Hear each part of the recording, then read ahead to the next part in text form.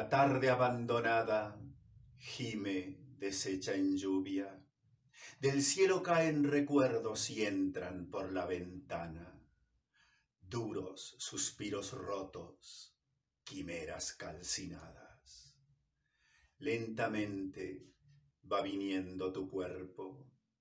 Llegan tus manos en su órbita de aguardiente de caña, tus pies de lento azúcar quemados por la danza y tus muslos tenazas del espasmo y tu boca substancia comestible y tu cintura de abierto caramelo.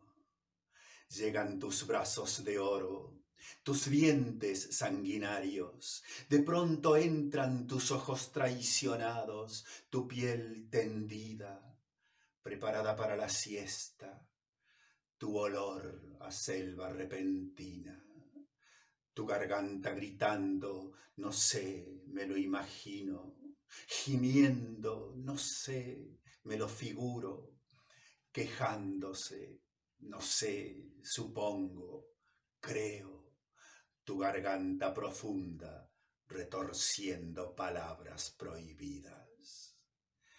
Un río de promesas desciende de tu pelo, se demora en tus senos, abre al fin en un charco de melaza en tu vientre, viola tu carne firme de nocturno secreto. Carbón ardiendo y piedra de horno en esta tarde fría de lluvia y de silencio.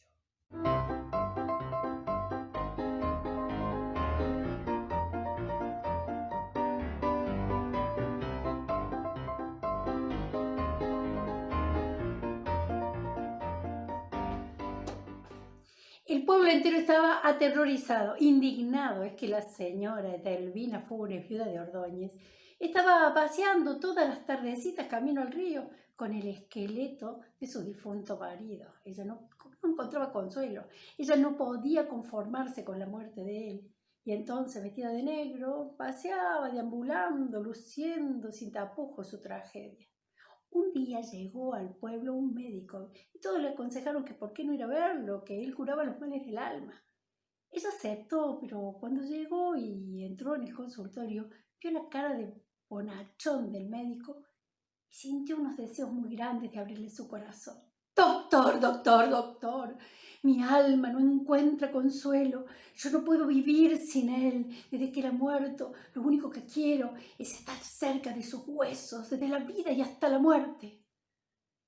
Señora de Ordóñez, no sabe cuánto la entiendo. Yo soy viudo y tampoco mi alma encuentra consuelo, sino es cuando camino abrazada al esqueleto de mi amada esposa. La señora de Ordóñez no lo podía creer. Por fin alguien que no la mirara con asco, por fin alguien que le entendía. Señora de Ordóñez, ¿y qué tal? Si es que ustedes no tienen ningún compromiso este domingo, no vamos juntos y los cuatro paseamos al lado del río. Por supuesto, doctor, mi marido y yo vamos a estar encantados de conocer a su señora. Apenitas la señora de Ordóñez salió del consultorio, el médico corrió al cementerio y se procuró un esqueleto brillosito, bien completo y con cada hueso en su lugar para el domingo. El pueblo entero no podía creer lo que veía, esos cuatro tórtolos a las risotadas, haciéndose arrumaco caminos al río. Cuando llegaron allí, esparcieron una colcha de colores y se sentaron a almorzar. Un almuerzo frugal. Luego decidieron tomar una siesta. La señora de Ordóñez se recostó al lado del esqueleto de su marido y lo mismo hizo el doctor con su supuesta esposa. Pero el doctor se quedó muy concentrado en escucharla respirar a ella, porque cuando vio que se había dormido profundamente de un salto, tomó los huesos de su supuesta señora y los encastró encima del señor Ordóñez, que estaba muy plácidamente de cara al cielo. Ese amasijo de huesos fue tomado por el doctor y de una corrida los arrojó a la corriente del río mientras gritaba: ¡traición, traición! Los vi, ese maldito y ella una maldacida, porque también mientras aprovechaba que nosotros dormíamos. La señora de Ordóñez se despertó y entre dormida y despierta escuchó esos gritos del médico, pero cuando recapacitó, cuando miró hacia el río, su marido escapaba delante de ella, ante sus propios ojos, iba desnudo, con movimientos ondulantes, acariciando a la otra en esa posición indecorosa. ¡Maldito desgraciado! ¡Morite!, le dijo, y repitió, ¡morite!, mientras la corriente del río se llevaba aquel despojo de huesos encastrados. La señora de Ordóñez miró hacia su lado y vio al médico, que no sabía ni qué decir. «Doctor, no sufra, por favor, esa no se lo merece». Le acomodó un poco la corbata. El doctor notó que ella tenía una mirada distinta. Entonces la señora de Ordóñez lo tomó de la cintura, pasó su brazo por encima de sus hombros y lo arrastró, jalándolo hacia el pueblo. Mientras iban caminando, el doctor la miró de reojo y notó un brillo sutil en su mirada. Aquella era una mujer de armas tomar, que amaba hasta la locura. Él sabía que ese tipo de mujeres siempre iba a seguir siendo igual. Y le encantaba. Por tanto, la tomó también de la cintura y juntos llegaron al pueblo. Cuando volvió a mirarla, el doctor supo, por el brillo de sus ojos, que la señora Edelvina Funes, viuda de Ordóñez, había dejado el río atrás.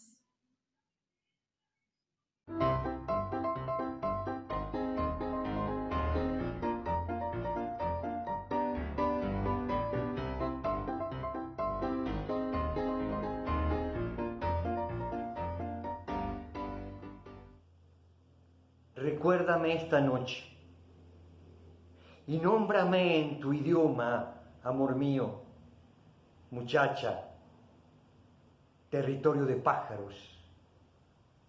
Nómbrame en las ciudades donde trepas los trenes con la amapola herida de tu vestido diario.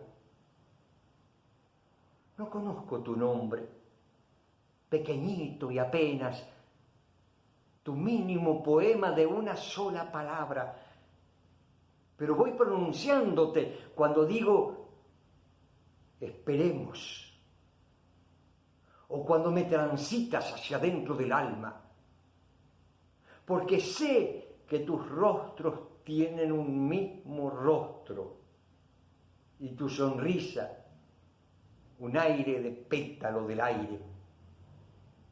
Yo te he visto, muchacha plural, en las ciudades, gastándote la magia con la prisa del alba, las oficinas públicas, públicamente áridas, la tienda estrepitosa, la planilla mansalva, esas fábricas rojas de devorar el sueldo, lamentables rutinas de alquilarte hasta el sábado. Y tú nunca tibia, trizada luz, flor pálida, resistes esa estrecha disposición de enanos apoyada en tus sueños, como en una ventana. Y el moscardón horario zumbándote el absurdo para matarte adentro la condición de pájaro. Las ciudades son turbios demagogos. Son esas celestinas anónimas de la moda sensuales, como una gelatina de sexo pegajoso, a gotas caen turbiamente sensuales. Debe ser espantoso morir en las ciudades, porque no han hecho nada por amor. Tantas cosas. Porque no figurabas en los planos, muchacha. Y ya has nacido risa, has nacido tumulto, has nacido de pronto con un golpe de alas. Y ahora que ya estás, que has llegado, hay que cambiarlo todo. Decir amor y amarnos. Clausurar las planillas, postergar las ganancias. Ahora que has llegado con tu fragante risa, ¿qué han de hacer los señores de destino contable? En horas de oficina, bajará mi poema a decirte en la oreja: territorio de pájaros. Pero sigue guardando flores en la cartera. La última dulce carta, un poema de Pablo, sigue guardando signos de combatir el moho, subversivos panfletos de construir la esperanza. Muchacha, estrella nuestra, amor en todas partes, los poetas cantamos para vos, para tu pie desnudo, para tu sangre diaria, porque somos la vida y esa sonrisa tuya. Nada más que la vida y tú, muchacha.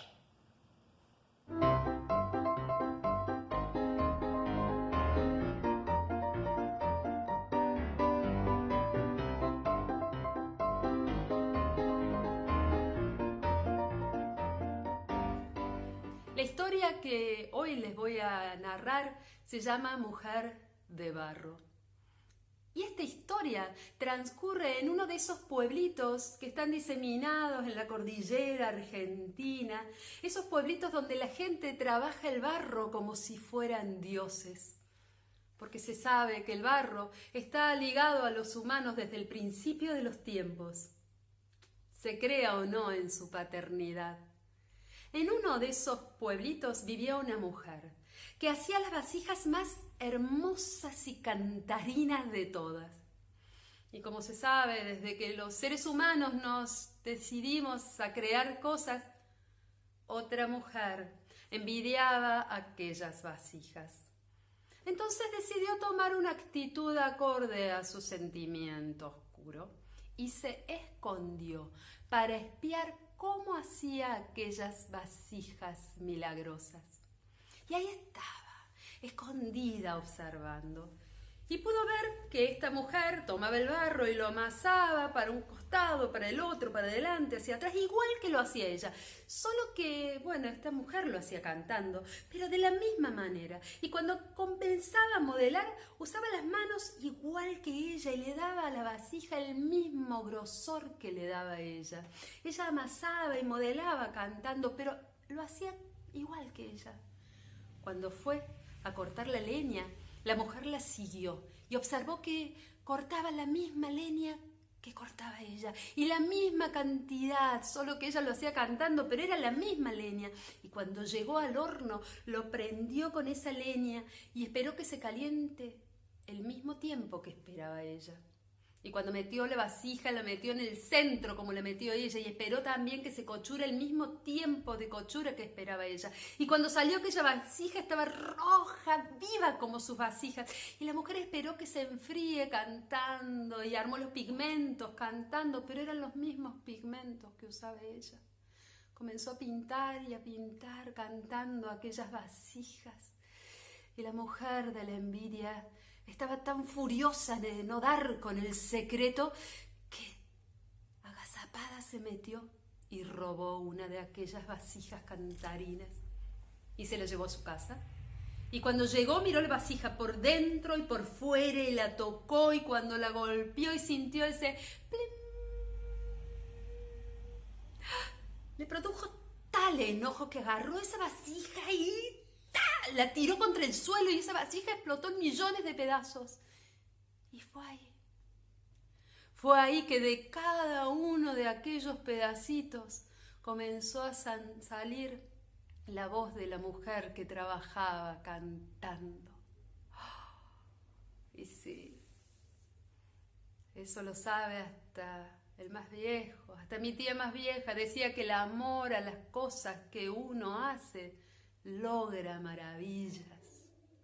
Y ella también decía que seguramente cuando Dios, el Creador, hizo al hombre y a la mujer, fue en ese momento que aprendió a cantar.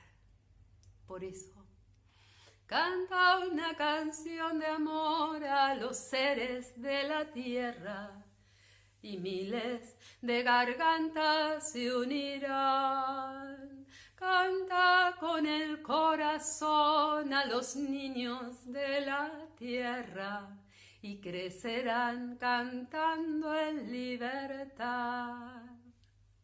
Gracias.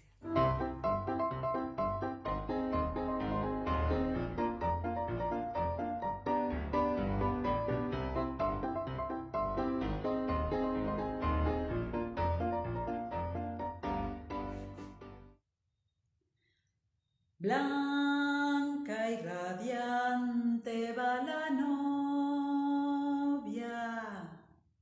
le sigue atrás su novio amante. Doña Marcelina era la solterona del pueblo, pero los que la conocieron allá en sus años mozos afirmaban que ella había tenido un novio, un gran amor, famoso domador de caballos. Y que ahí, a punto de casarse al pie del altar, los padres de Marcelina se opusieron y los separaron. Y él se fue para otros pagos y nunca más volvió. Y ella se quedó en el pueblo y nunca más se casó. Y la vida pasó y pasó, hasta que una noche Marcelina tuvo un sueño. Un sueño que se repitió la noche siguiente y a la otra y durante una semana entera. Soñaba que un jinete domaba un caballo ahí, a los pies de su ventana. Y era tan vívido el sueño que ella ni bien se despertaba, corría a abrir los postigos y buscaba en la tierra las huellas de los cascos del caballo. Había que ver con cuánta ilusión Jorgelina contaba este sueño, porque estaba convencida que si ella lo deseaba de verdad verdadera, se podía parecer ella mismita y reencontrarse con ese jinete que tenía la misma cara de aquel amor de su juventud. Los que la escuchaban la atendían muy seria, ¿no? Y cuando terminaba de contar Marcelina su cuento, ellos daban la vuelta y decían: pobre Marcelina, aparte de vieja, está chapita la Marcelina. Pero lo cierto es que un buen día Marcelina desapareció. Su casa quedó como siempre la tuvo, prolijita, ordenada, cuidada, limpia. Pero ella no estaba. Y también faltaba una prenda de su ropero.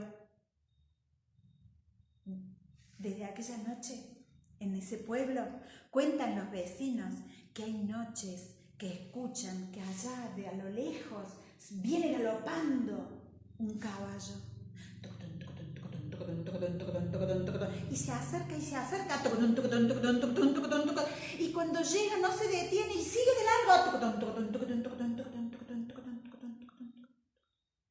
Y cuando los vecinos alcanzan a abrir puertas y ventanas y se asoman para ver de qué se trata, ven, allá a lo lejos, un jinete que en la grupa lleva una novia vestida de blanco.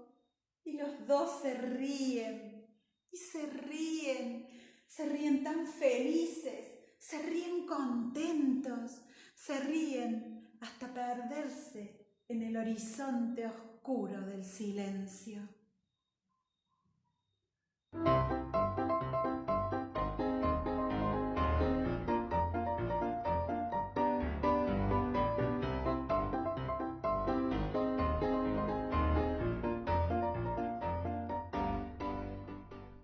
Salió del baño preparada para una noche maravillosa. Entró en la habitación, llegó hasta la mesa de luz, acomodó el vaso, el velador. Ya estaba todo en orden. Se sentó en la cama, estiró las piernas.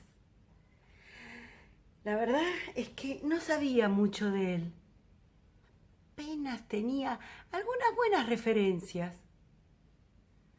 Estiró la mano y lo tocó con la punta de los dedos. Oh. Y después lo acercó y sintió su olorcito, ese perfume. Se dispuso a empezar una nueva aventura. No había nada en el mundo que le gustara tanto como empezar un libro nuevo.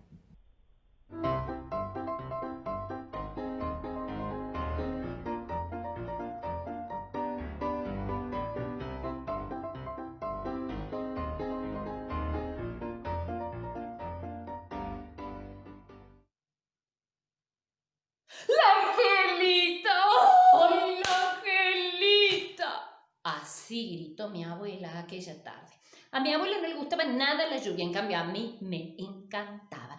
Lluvia era sinónimo de barro, de tierra blanda. Y ahí entonces surgían mis instintos de excavadora. Yo me iba al fondo del patio de la casa después de cada lluvia con mi cuchara y comenzaba a remover la tierra y encontraba maravillas, piedras preciosas, vidrios de colores. Para mi papá, toda una porquería, porque a mi papá no lo entusiasmaba nada. Una tarde, después de una lluvia torrencial, yo comencé a remover la tierra y me encontré con un puñado de huesos. ¡Ay! Me fui corriendo y se los mostré a mi papá, pero a mi papá no le entusiasmaba nada. Y me dijo que serían los huesos de un perro, de un gato que alguien había enterrado en el fondo de la casa. Pero a mí no me engañaba, eso no podían ser huesos de un perro, de un gato. Cuando apareció la abuela. ¡La Angelita! ¡Ay, la Angelita! Mi papá la fulminó con la mirada. Le dijo que estaba cansado de sus supersticiones. Así que mi abuela se llamó a silencio, no sin antes mandarme en penitencia a mi cuarto y ella salió con los huesos. Yo no entendía nada, pero esa noche la abuela me contó que la Angelita era una hermana que le había nacido a ella ya en Santiago del Estero, donde vivía con su familia, y que apenas nacida unas diarreas y unas fiebres le impidieron la vida. Y de tan chiquitita la llamaron la Angelita y la enterraron ahí mismo en el fondo de la casa. Cuando llovía a la noche, la Angelita, me contó mi abuela, lloraba desconsoladamente. Entonces, cuando decidieron venirse a vivir a Córdoba, mi abuela se la trajo a la Angelita, la desenterró y la trajo y la enterró en el fondo del patio de mi casa, porque mi abuela decía que si lloraba así con la familia cerca, ¿cómo iba a ser con la familia lejos? Los años pasaron, mi abuela pasó a mejor vida, mi papá se fue a vivir a otra casa, yo me fui a vivir sola a un departamento. Y una noche de lluvia torrencial, escuché un llanto desconsolado. Oh, pensé que se trataba de un mal sueño, pero cuando prendí la luz, ¡ahí estaba! ¡Ay, la Angelita! ¡La Angelita! Me sentí tan parecida a mi abuela, pero ahí estaba, era ella, la Angelita, en carne y hueso, que digo en carne y hueso, en hueso nomás, porque de carne no tenía nada. Ay, me levanté a tomar un café. La Angelita me seguía. Me fui al baño, la Angelita me seguía, era muy demandante, no sabía qué hacer, no se iba.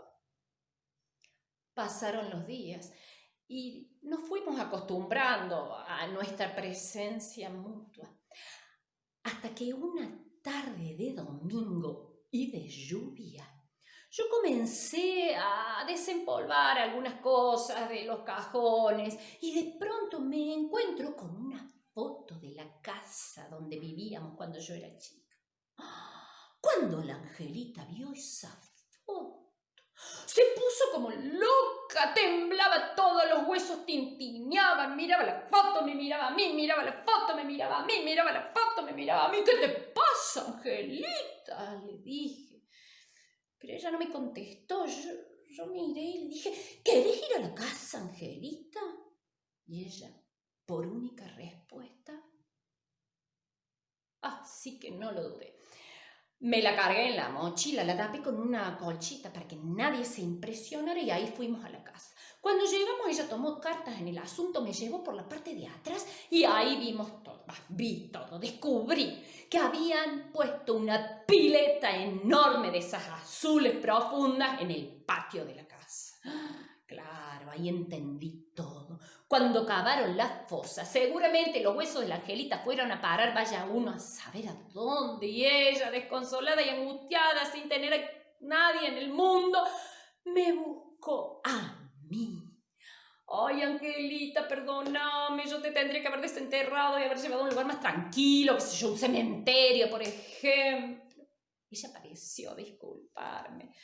Me miró con esos huecos que tenía por ojos y yo en ese momento sentí algo acá en mi pecho. Y sin temor a arrepentirme le ofrecí la maceta esa grande que tengo en el living del departamento. Y doblegué la apuesta. Convencidísima le dije: y Angelita, también te ofrezco un poco de balcón los días de lluvia.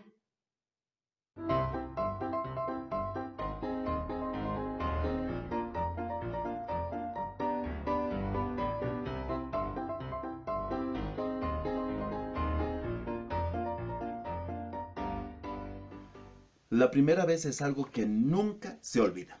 El primer beso, la primera caída, el primer día de haber ido al hospital, el primer aplazo, la primera vez que te escapaste del colegio. La primera vez nunca se olvida. ¿Y a qué voy con esto de la primera vez? Pues el primer beso. El primer beso tampoco se olvida. Ese es de esos besos mágicos que a uno le ocurren y no se olvidan. Cuando yo estaba en el colegio las cosas no eran nada fáciles. Nada.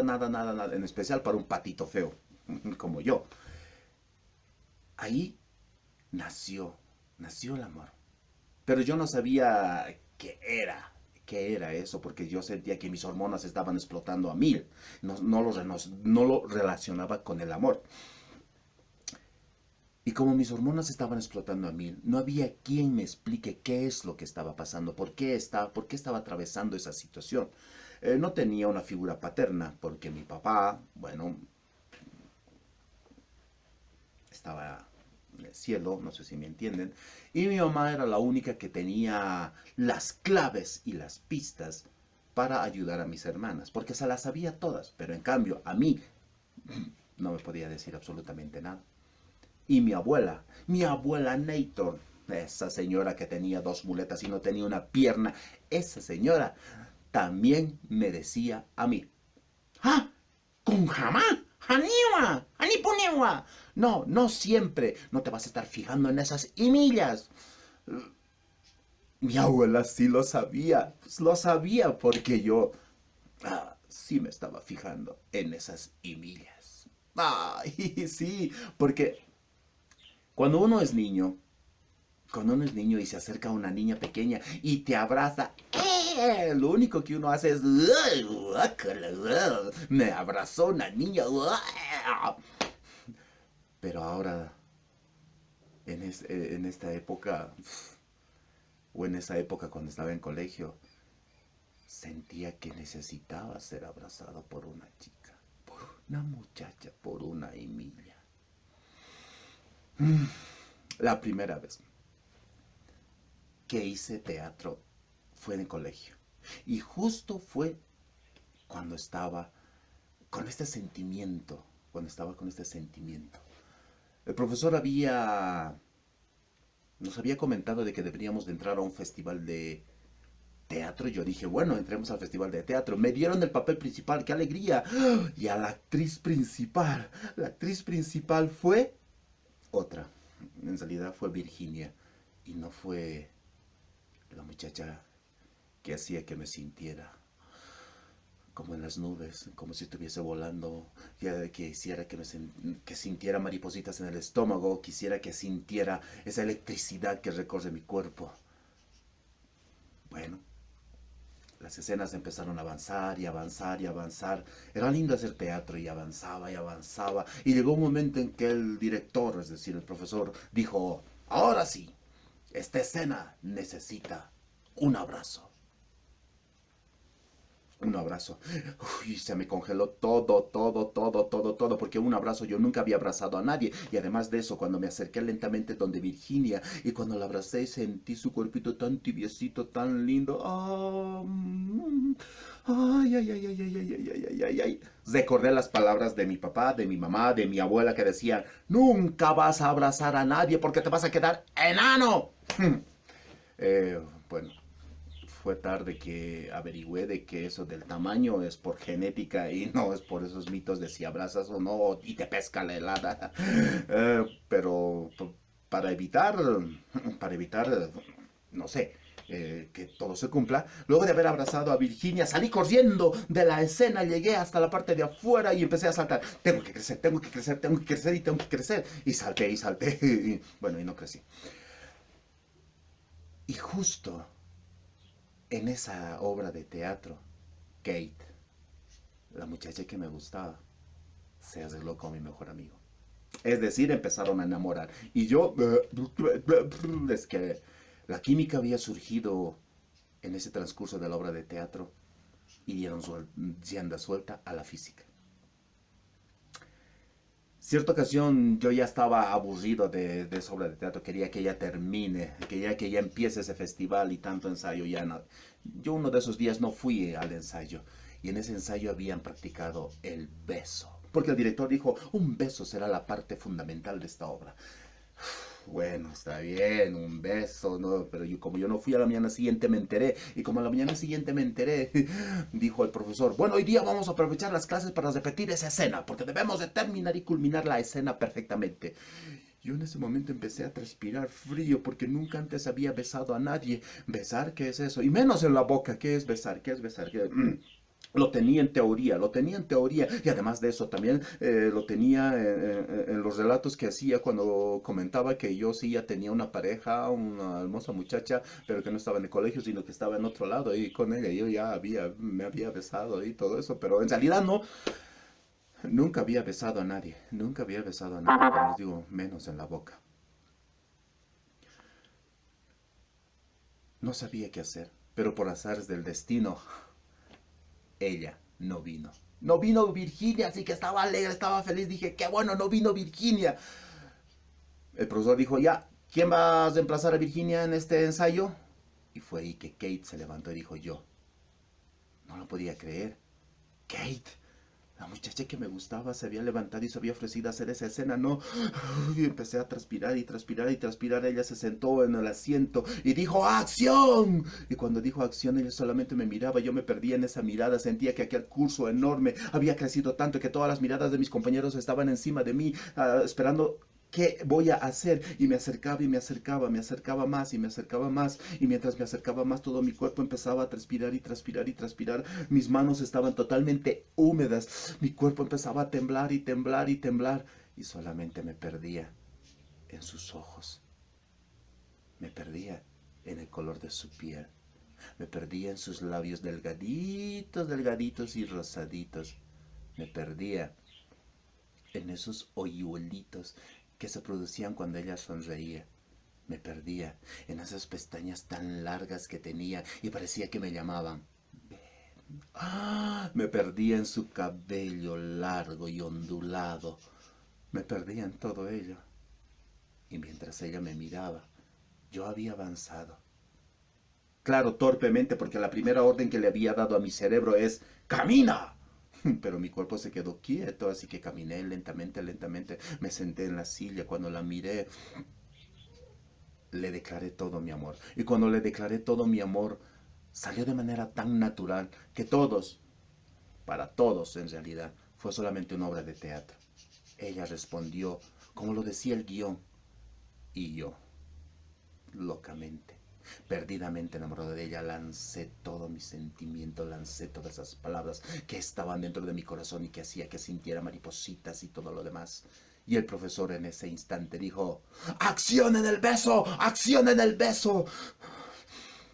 Estaba listo, estaba preparado, no iba a perder esta oportunidad, así que fui al ataque por aquel beso. Pero, ¿por dónde ir? ¿Por arriba? ¿Por abajo? por un costado, por el otro costado, no sabía. Y opté la decisión más sabia, ir por la parte de abajo. Así que me acerqué lentamente a buscar sus labios y me agaché, doblé mi cuello a un 360 grados, creo, y cuando me acerqué lentamente y besé sus labios, ¡ay! ¡Qué delicia! ¡Qué calor! ¡Qué energía! ¡Qué electricidad! Hicieron que perdiera la cabeza mi cuerpo. ¡Uy! Sintió una electricidad por la parte de la espalda. Mis mariposas que había en el estómago quisieron revolotear y quisieron salir. Yo estaba totalmente alucinado. Aquel beso fue el beso más hermoso para mí. Y quería disfrutarlo cerrando mis ojos y solamente escuché ¡corte! ¡Corte! ¿Qué clase de beso es eso? ¿Qué clase de beso es eso? ¿Qué crees? ¿Que con eso vamos a ganar la obra de teatro? Vamos a repetir la escena. Oh, dos veces besar a la mujer que yo quiero, 2 veces. Y nuevamente volvimos a repetir la escena, volví a perderme en su mirada, volví a perderme en esos hoyuelos, volví a perderme con sus pestañas, nuevamente la volví a besar. 1 y 2 veces había besado a la mujer. Bueno, en realidad a la muchacha que me gustaba en colegio. Cuando terminó las clases, mi amigo se acercó y me dijo, Roberto, esto solamente fue un ensayo. Ya lo sabes, solamente fue un ensayo de teatro. Entendí sus palabras y nunca más me volví a acercar a Kate. Pero ahora yo me pregunto, ¿por qué Kate? ¿Por qué Kate aceptó hacer ese papel? ¿Por qué Kate aceptó darme un beso? ¿Por qué lo hizo? ¿Por compasión? ¿Por lástima? Son preguntas que quedaron ahí y nunca más me las volveré a responder. Con el pasar de los años, cuando salimos del colegio nos despedimos, pero aún sentí algo por ella. Y cuando nos despedimos, Kate se casó con otro. No se casó conmigo, se casó con otro. Y más adelante, yo me casé. Me casé con el amor de mi vida. Con el amor. Paola, Payo, mi Payito, a la que amo mucho. La que cada vez que me da un beso, hace que sienta mariposas en el estómago, hace que sienta fuego en los labios y hace que sienta esa energía electrizante que recorre toda mi espalda. Paito, el beso que ella me da es el beso de amor verdadero, como la primera vez.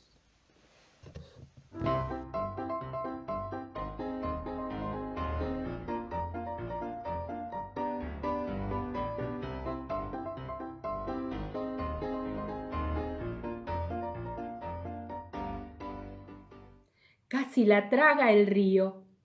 Eufrosina Martínez estaba lavando ropa en la orilla cuando de pronto la atrapó la corriente y la arrastró. Logró salvar su vida después de manotear y manotear un buen rato entre las rocas, pero perdió el alma. El susto se la llevó y el alma, muerta de miedo, se fue corriente abajo. Desde entonces, el cuerpo desalmado de Eufrosina no puede moverse, ya no puede comer, no logra conciliar el sueño, no distingue entre el día y la noche. La sanó un curandero de la Sierra de Puebla, mediante un ritual largo y secreto. Nunca se supo. El curandero dijo que para que vuelva el alma perdida, hay que perder el miedo. Cuando el alma volvió del miedo y se encontró con su cuerpo, Eufrosina se levantó y volvió a caminar sobre este mundo que a veces te voltea como un río furioso bajo tus pies.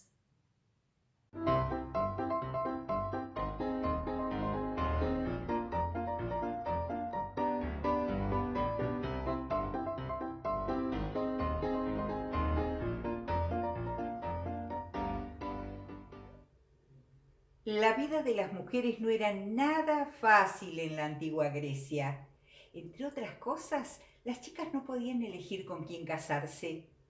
Y este fue el caso de Psique, una jovencita de 16 años cuyos padres la obligaron a casarse con un hombre viejo y rico llamado Jeros.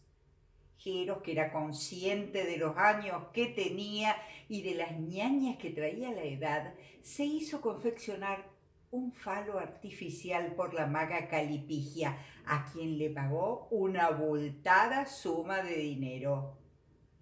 Desde entonces, Jeros ordenó que el dormitorio del matrimonio permaneciera siempre a oscuras, y así fue como pasaba el matrimonio sus noches de pasión sin que aparentemente sí que se diera cuenta de nada.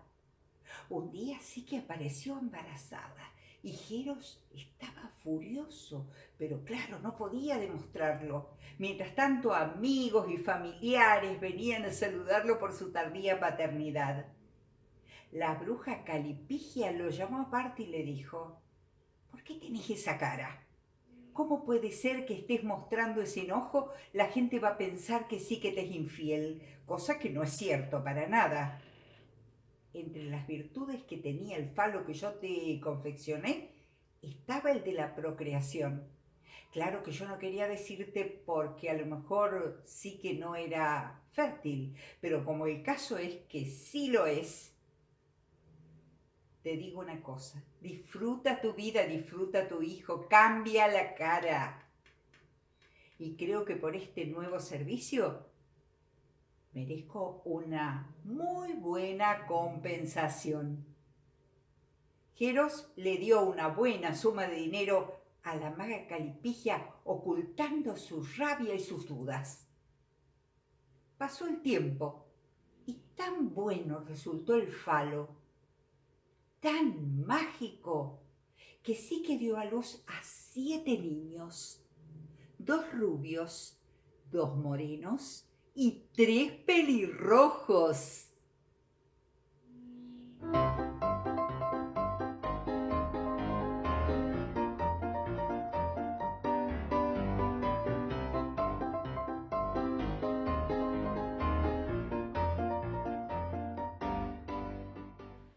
A la señora Olinda Piedrabuena le encantaba coleccionar recuerdos, así que se cosió una bolsita roja de terciopelo y ahí juntaba todos sus recuerdos lindos, no dejaba de lado ninguno. Hasta los recuerdos feos juntaba, pero esos los ponía en una bolsa negra, bien fuerte y oscura, y los ataba por si no se le fueran a escapar. Ella pensaba que siempre en algún momento los podía necesitar.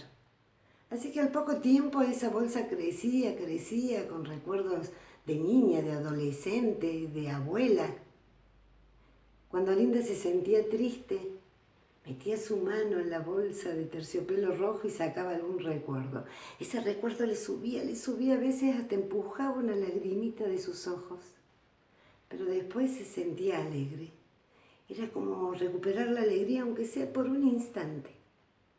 Por eso se le ocurrió que podía juntar recuerdos de muchas personas y devolverle la alegría cuando ellos lo necesitaran.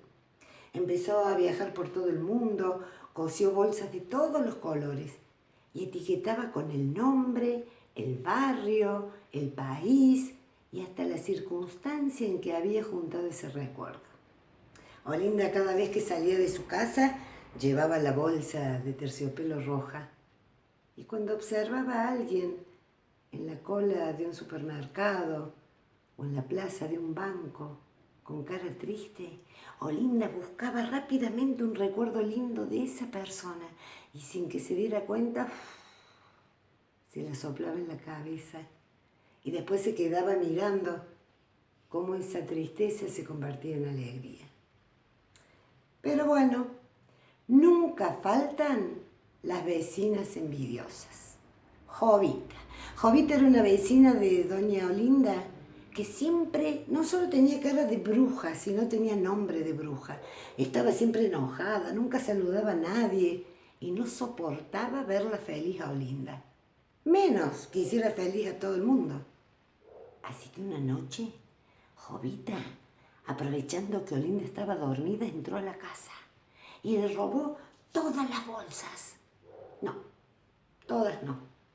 Dejó una, la bolsa de tela gruesa, oscura, negra, la de los recuerdos feos. Y se fue corriendo, corriendo, corriendo y empezó a desparramar en su departamento. En los estantes ponía recuerdos, bajo su almohada, en los sillones, sin importarle que haya perdido todos los recuerdos de otras personas.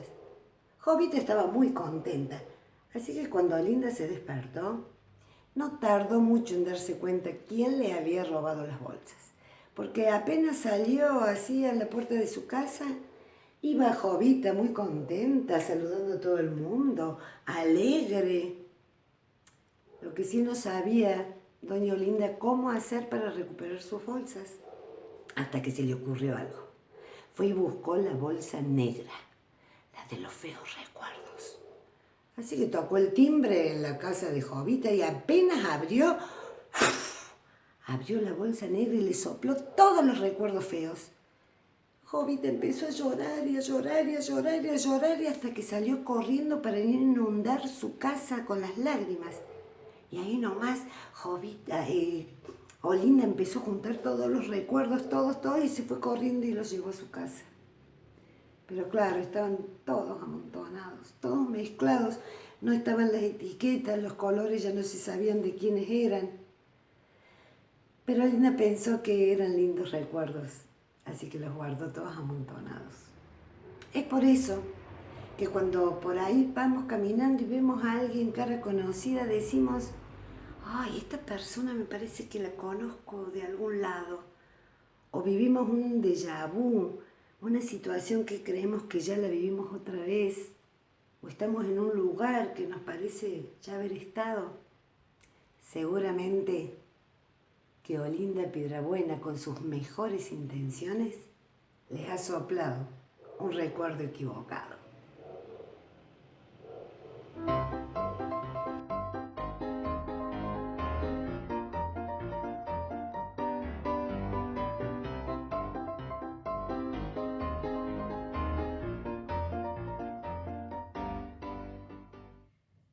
Una familia muy religiosa estaba en la mesa del domingo comiendo el pollo.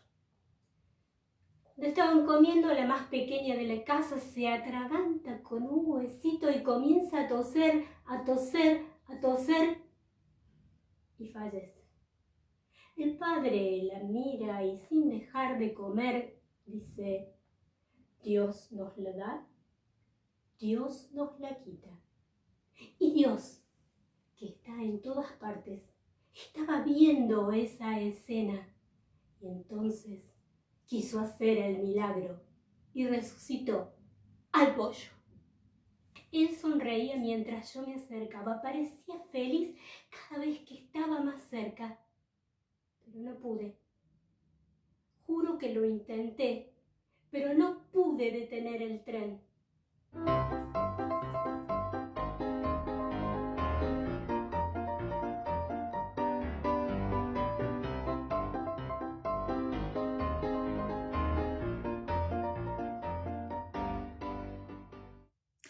Cuando Matías y Mariela se conocieron, era noche de luna llena, así que los dos estaban transformados. Él en lobo y ella en loba. Pero ni bien amaneció y recobraron su apariencia humana, concretaron ese amor nacido entre aullidos y zarpazos.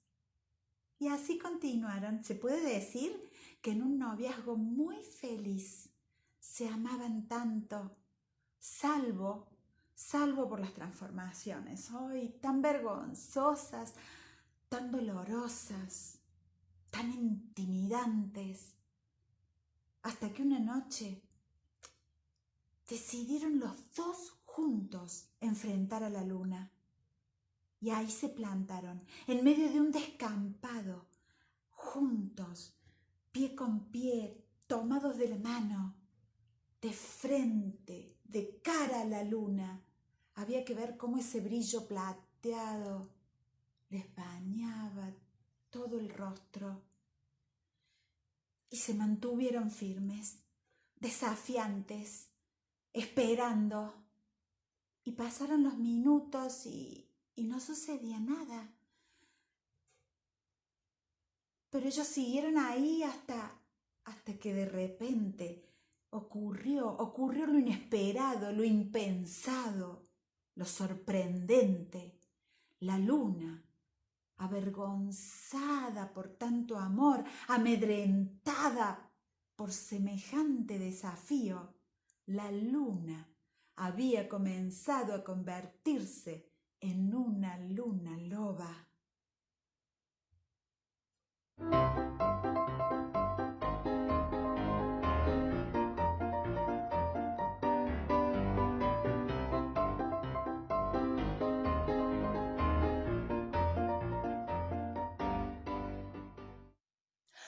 ¡Au!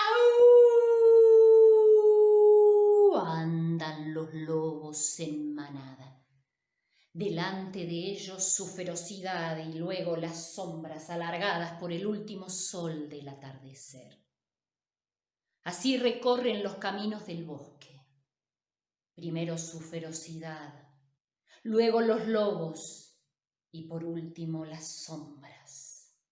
El bosque que los conoce bien sabe que se aproxima una muerte, porque los lobos del mundo tienen un hambre antigua y milenaria como si ellos, sus padres y sus abuelos nunca hubieran comido. Así, con los colmillos bien puestos, la mirada atenta y las orejas alertas, recorren el camino en busca de una próxima presa. Pero cuentan que en aquel bosque y en aquella pradera, hace mucho, pero mucho tiempo, comenzaron a nacer unos lobos que no pudieron, no supieron o no quisieron ser como los de la manada. Y estos lobos comenzaron a tener costumbres diferentes. Dejaron de mirar tanto la luna para mirar el fuego que prendían hombres y mujeres a lo lejos. Por las noches soñaban que cuidaban rebaños. Lobos cuidando rebaños, sí. Y sus ojos disolvían la oscuridad, y sus orejas bajaban, y su cola se movía cada vez que encontraban una oveja. Los lobos de la manada comenzaron a tener desconfianza y se burlaban de sus hermanos. Y esas burlas y esa desconfianza se transformó en soledad y en distancia. Y estos lobos, los que no pudieron, no supieron o no quisieron ser como sus hermanos, se fueron alejando y tomaron otros caminos. Hoy están mucho más cerca de nosotros que de la luna y llevan los nombres que les pone el amor. A propósito, mi perra se llama Duna y cada vez que ella quiere que yo le dé comida, me lo pide así. ¡Au!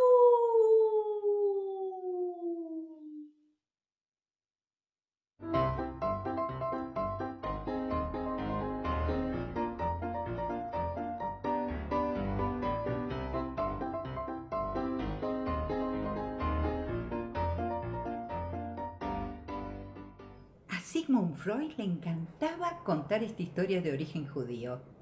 Estaba un profesor con sus alumnos en clase y le pregunta a uno de los niños: ¿quién fue Moisés? Moisés, dijo uno de los niños, era el hijo de una princesa egipcia.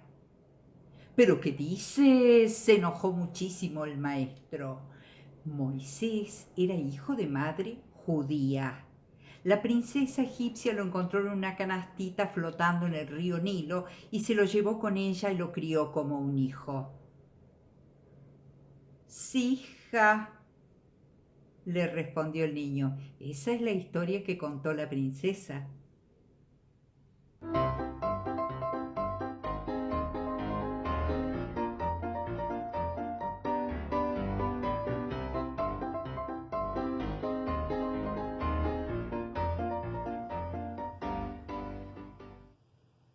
En una aldea de pescadores vivían dos hermanas. Se querían entrañablemente. entrañablemente.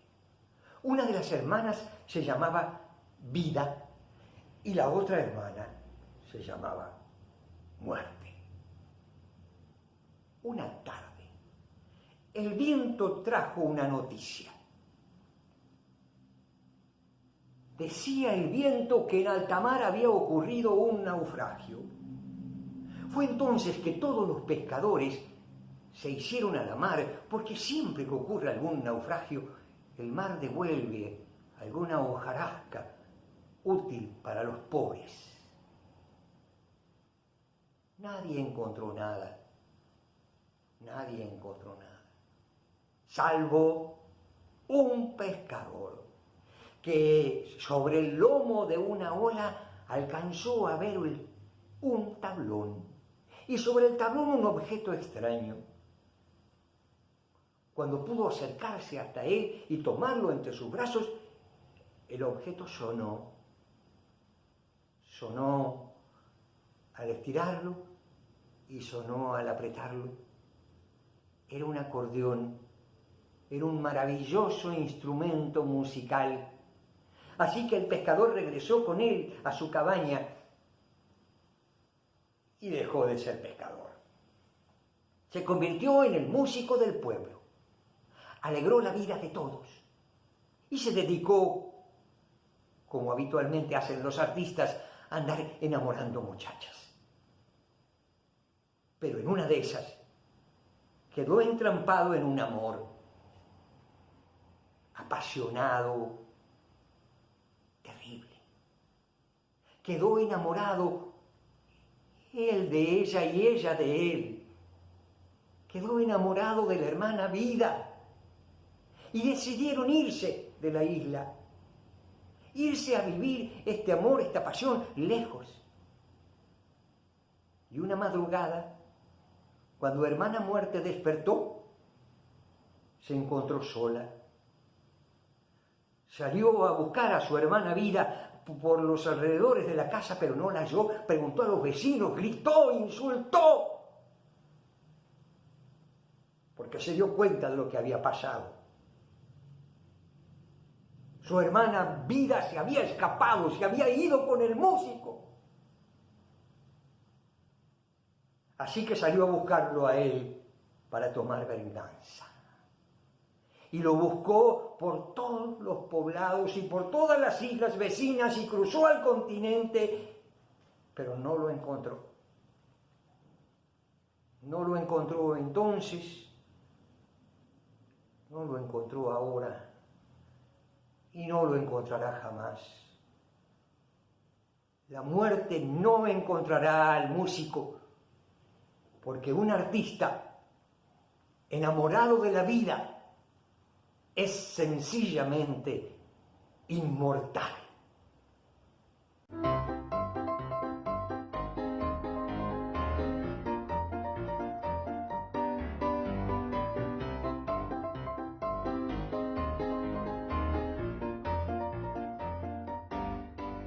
El día en que yo nací, me dijo al verme mi madre, eres el vivo retrato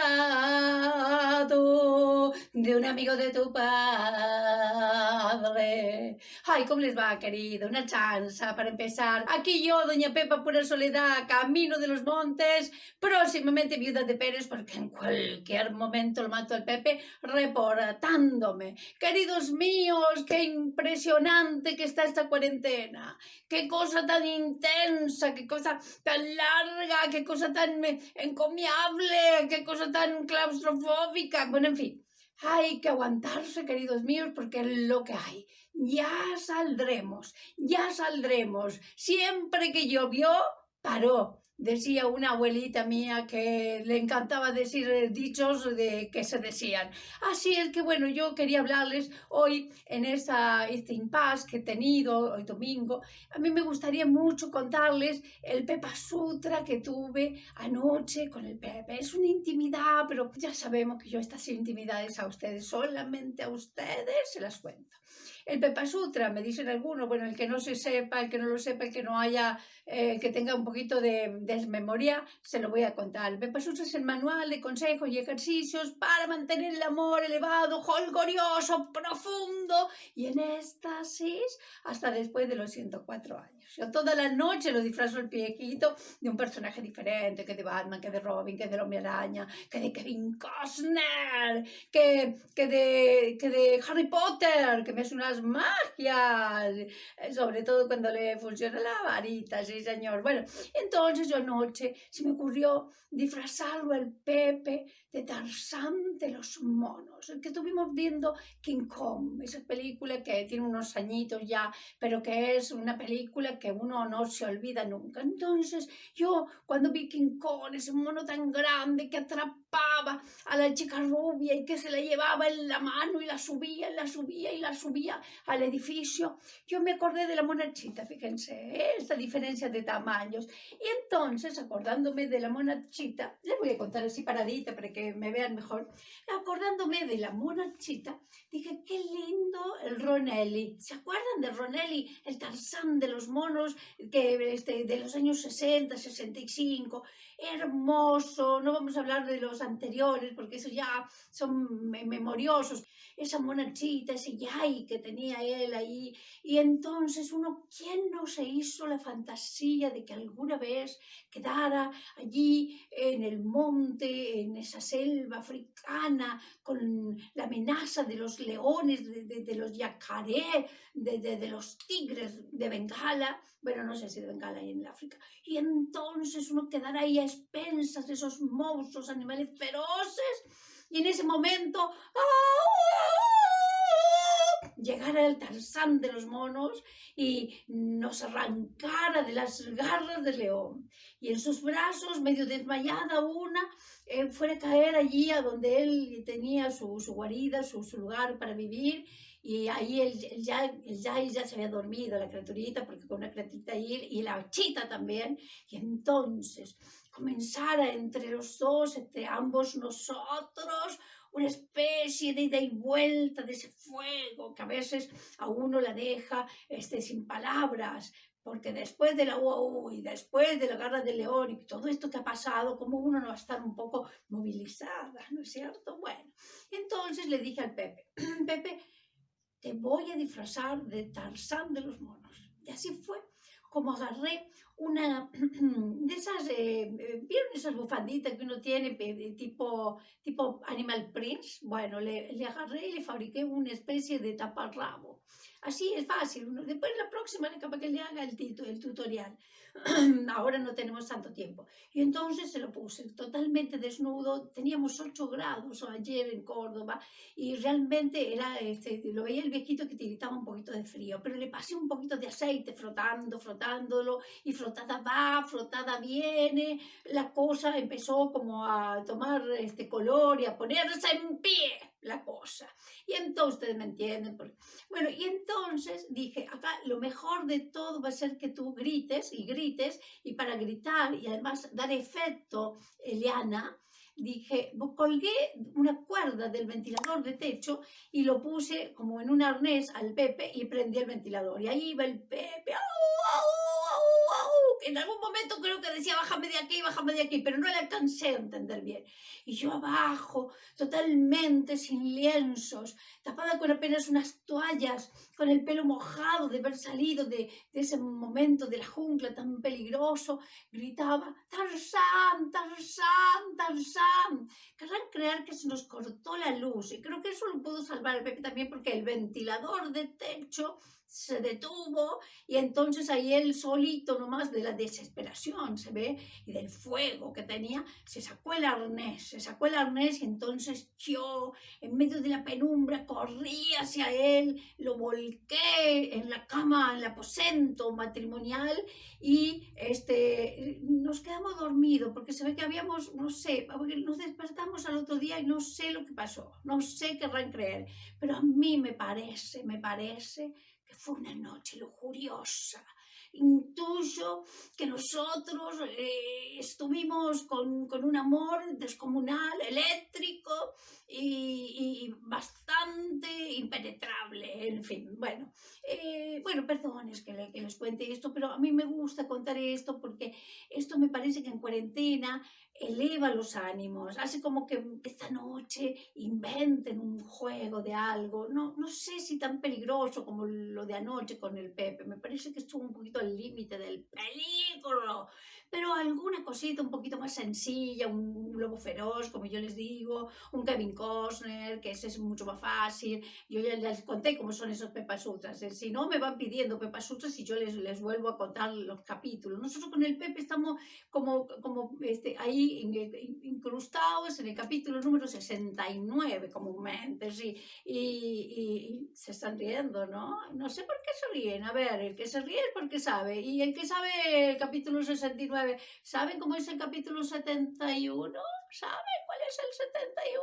¡Ay! Se los digo. Es el 69, pero con 2 mirando. Así es, así es. Bueno, queridos, nada más por hoy. Los quiero, los admiro y quiero desde acá, desde Córdoba, desde Doña Pepa Pura Soledad y desde la Escuela en Recuentos, enviarles un enorme, enorme, enorme abrazo abrazado. Y ahí voy, ahí los abrazo, ahí los abrazo, ahí los abrazo.